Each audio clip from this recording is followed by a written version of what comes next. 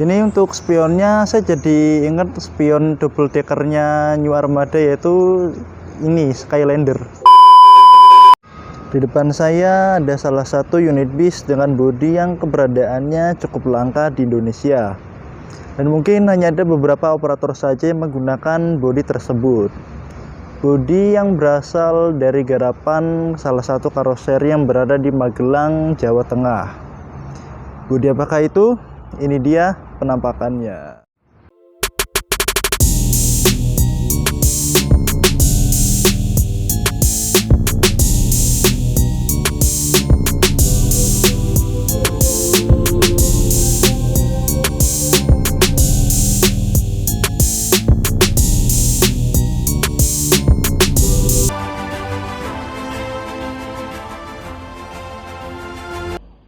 Nah, ini dia. Ini merupakan salah satu unit bis dengan bodi yang cukup langka keberadaannya di Indonesia, dan salah satunya terdapat di kota Semarang ini.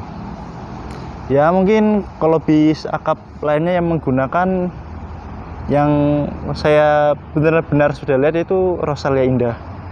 Tapi selain Rosalia Indah, saya belum lihat sih bis akap apa aja yang pakai bodi ini. Mungkin kalau di pariwisata mungkin ada ya, yang pariwisatanya New Armada itu apa, Easy Trans. Tapi nggak tahu deh Easy Trans juga pakai bodi ini apa enggak. Nah, teman-teman yang belum tahu, bodi ini yaitu adalah bodi Aristo. Bodi Aristo ini sebenarnya lahir pada eranya Jetbus HD dengan Diamond Glass. Jetbus HD Diamond Glass itu ya Jetbus HD yang kaca belakangnya itu menggunakan tiga ini ya, yang pokoknya bentuknya kayak diamond itulah. Jetbus HD Diamond. Soalnya kan Jetbus HD generasi pertama itu kaca belakangnya pada kaul belakangnya itu kan mirip dengan ini ya, Marco Polo-nya Adiputro. Cuman pada ke tahun berikutnya itu ada penyegaran, jadi kaca pada kaul belakangnya itu dibuat seperti diamond dengan 3 lekuan, makanya disebut Jetbus HD Diamond. Dan New Armada sempat buat bodi Aristo. Ya, ini sebenarnya kalau dilihat detailing lampunya, kita lihat lebih dekat. Untuk detailing lampunya ini sebenarnya ini ya, lampunya yang dipakai F1X GT. Teman-teman kalau nggak percaya coba dicocok logikan. Nah, ini lampunya. Ini sebenarnya lampunya yang dipakai ini ya, F1X GT. Nah, cuman untuk F1X GT mungkin pada bagian reflektornya ini dibuat agak hitam ya. Nah, ini sudah ada LED-nya ini, LED. Nah, dengan aksen berbentuk seperti bumerang yang warna abu-abu itu. Nah, ini dengan fog lamp yang sangat sederhana, bentuknya bulat kecil fog lampnya ya. Untuk bentuk bodi depan, nah ini bodi depannya itu mulai dari bawah ya, dari bempernya sebenarnya sangat simpel ya, tidak banyak tarian-tarian atau mungkin lekuan-lekuan yang ekstrim ya. Yang ekstrim mungkin hanya pada aksen berbentuk bumerangnya itu saja ya, yang saya pikir ekstrim, karena ya jarang-jarang sih ada bis pakai aksen tambahan yang seperti ini. Biasanya langsung bumper ya udah dengan buritan-buritannya. Kemudian ini bentuk ini, nah ya bentuk kaca atasnya juga ya simple ya, nggak terlalu banyak permainan-permainan yang ekstrim ya. Saya katakan untuk bumpernya depannya itu simple, cuman ya sekali lagi ini yang aksen bumerangnya itu yang bikin kelihatannya itu jadi anti mainstream, tidak seperti biasanya. Nah, ditambah ini buritan sampingnya ini, selendangnya menggunakan garis krum-kruman ini, hanya tempelan krum-kruman saja, tidak sampai menjadi pilar ya. Mungkin ini niatnya mau dibuat nextnya Evonik ya.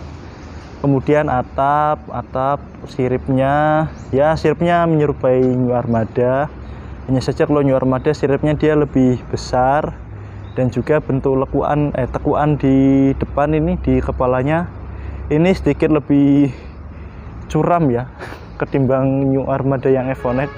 Kalau Evonik dia bentuk kepala depannya ini lekuannya ini lekuk, cuman nggak se ekstrim ini lekuannya.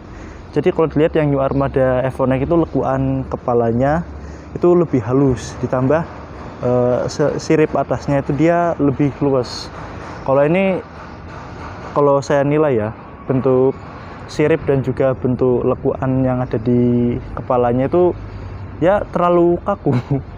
Jadinya kurang luas kesannya. Kalau yang Evonik itu kan enak, bentuk siripnya besar dan juga dilihat itu jadinya kesannya itu presisi ya. Kalau ini nanggung terlalu tipis, bentuk sirip atasnya terlalu tipis dari ini ya, pilar atas kaca sampingnya itu. Nah ini kemudian untuk bingkai rodanya ya hampir sama dengan New Armada Evonik, bentuknya ini ya, seperti apa ini ya, seperti huruf D dengan buritan miring. Cuman kalau di yang New Armada Evonik itu kan bentuk ini ya, bingkai bodinya itu dia lebih kaku, jadi terlihat lebih sporty. Kalau ini dia ya nggak terlalu sporty, cuman secara basicnya hampir sama dengan punyanya Evonik. Dan ini bannya mantep men. Pakai Michelin bannya, ban mahal, makanya ban Michelin, dibungkus dengan doff warna chrome. Wah ini udah asar, ini tak jeda dulu ya teman-teman. Oke, lanjut lagi ya. Nah ini selanjutnya untuk bagasinya ini ada 3 pintu, bagasi 3 pintu. Berbeda dengan yang New Armada Evonik. Kalau New Armada Evonik itu yang generasi awal dari Evobus sampai Evonik itu dia hanya ada 2 pintu bagasi. Jadinya bagasinya itu ukurannya besar pintunya. Nah ini di Aristo ini dia ada 3 pintu bagasi. Dan di Evonik GT, yang Evonik GT juga sepertinya sama ya, udah menggunakan 3 pintu bagasi ya. Sebagaimana ciri khas New Armada itu ciri khasnya itu di kaca sampingnya itu dia ukurannya lebar-lebar ya. Ya mungkin dimulai dari zamannya Evonik. Dari zamannya Evonik itu kacanya itu lebar, kaca sampingnya. Jadi pandangan penumpang ke samping itu ya luas, sangat enak sekali apabila dibuat pariwisata. Ya karena lihat pemandangan, indahnya pemandangan gitu, baik gunung maupun laut. Ya mungkin sedikit ngomen yang pilarnya ini ya. Coba seandainya bagian aksen chrome-nya ini dibuat menyudut di sini, jadi agak runcing gitu. Nah maksud ini kan ya kesannya tuh tumpul. Balik sedikit tadi ya ke bentuk ini ya, aksen selendangnya yang hanya krum-kruman itu dalamnya kelihatan dengan menggunakan shade warna abu-abu ya. Kalau dari luar sih saya lihatnya ini cukup mewah bisnya. Interiornya saya pikir cukup mewah, mungkin karena perpaduan warna abu-abunya ya yang membuat kesan mewah. Dan sayangnya bisnya ini dikunci, Pak supirnya sedang tidak ada di tempat, makanya saya tidak bisa mereview interiornya seperti apa. Cuman dari luar saat saya melihat itu, wah saya sudah merasa terkagum-kagum ini. Lihatnya itu kayaknya wah ini mewah ini interiornya. Oke, dari depan sampai samping saya pikir saya belum menemukan sesuatu yang menurut saya itu membuat saya ini ya terkesan wah. Nah, saya belum menemukan. Nah, coba kita lihat di bagian belakangnya. Nah, ini dia bagian belakangnya yang wah, ini benar-benar anti mainstream, sangat tidak biasa dan sangat tidak lazim. Menggunakan stop lamp yang ukurannya sangat besar ini. Ini stop lampnya nih besar banget ini. Ini kalau seandainya ngerem ini marah ini. Dari belakang langsung kelihatan jelas ini. Wuh. Cuman ini kalau malam yang nyala yang bagian mana ya? Yang atasnya doang apa yang bawahnya ya? Kan biasanya bis malam itu walaupun lampunya gede dan juga banyak, biasanya yang nyala utama itu kan paling beberapa. Kayak di misalnya Jetbus 2 itu kan yang nyala yang lampunya bentuknya garis-garis. Selantar kalau ngerem yang bentuknya bintik-bintik ikut nyala. Lah kalau ini apa nyala semua, apa cuman yang atasnya doang, apa yang bawahnya doang ini? Nah, ini bentuk belakangnya yang buat saya terkesima ini ya.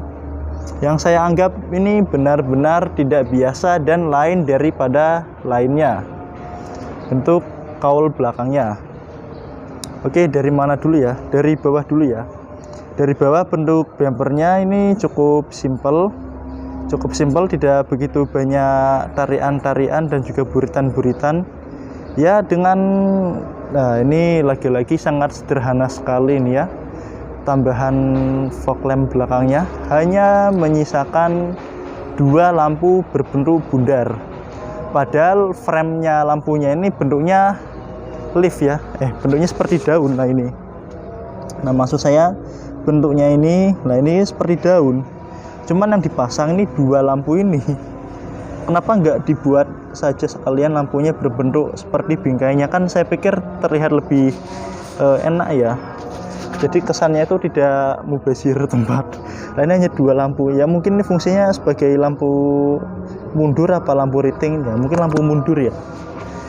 Tempat plat nomor juga sama, simple, kotak di bawah begitu saja.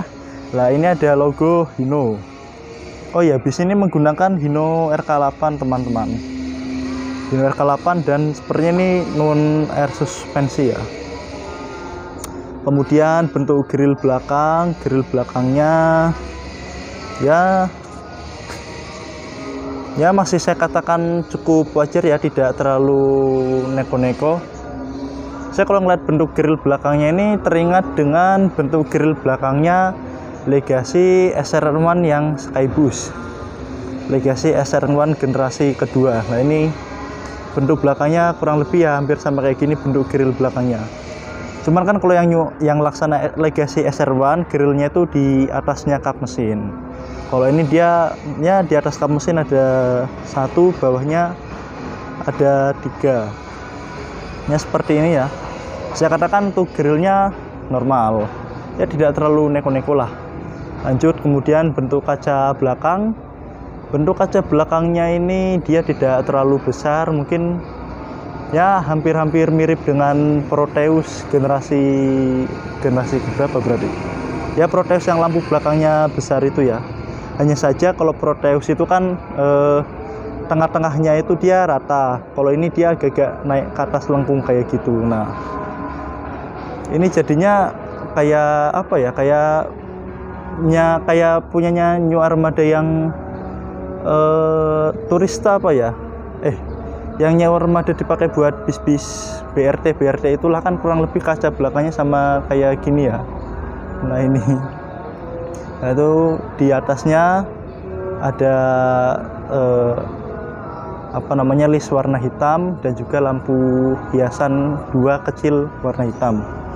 New Armada dengan Hino. Ya cukup simple, tidak terlalu neko-neko bentuk grillnya.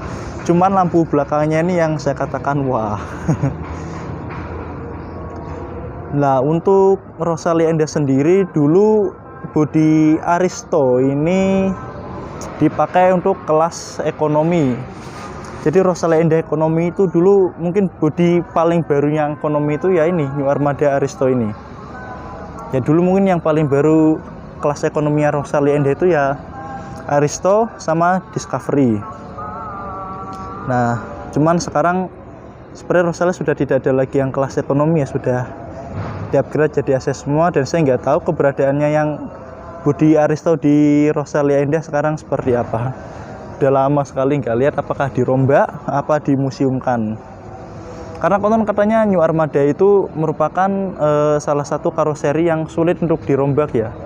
Mungkin karena dimensi kaca samping yang terlalu besar, dan juga mungkin bentuk lekuan kepalanya yang tadi tidak seperti bis-bis pada umumnya ya, karena kan itu kepalanya nekuk banget itu. Nah